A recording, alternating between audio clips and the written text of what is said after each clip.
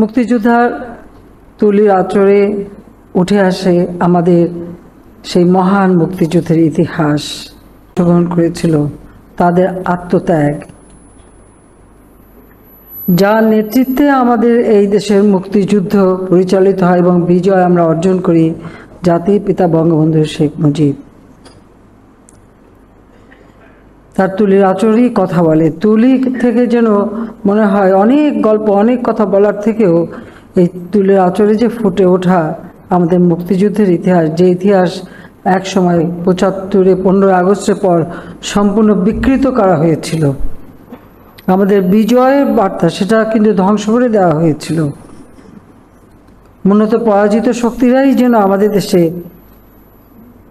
বসে আছে, দেশ চালাচ্ছে, যার জন্য আমাদের স্বাধীনতার সেই কথা, কবিতা, গান যেভাবে মানুষের মাঝে একটা চেতনা সৃষ্টি করতো, সেটাই হারাতে বসেছে। আমার বাবা মা ভাই সবাইকে হত্যা করে। আমি আর রেহানা তখন ছোট্ট, মাত্র 16 বছর 17 বছরের বাচ্চা।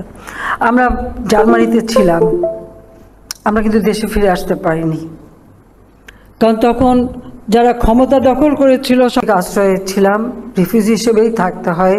আর আমাদের নিরাপত্তার কথা চিন্তা করে আমাদের তখন নিজেদের নামটাও কিন্তু পরিবর্তন করেই থাকতে হয়েছিল, কারণ এটা আশ্রয় যারা দিয়েছিলেন তাদেরই নির্দেশ ছিল। তো যদিও তারা সবসময় আমাদের নিরাপত্তা দিতেন, সিভিল ড্রেসের নিরাপত্তা ছিল।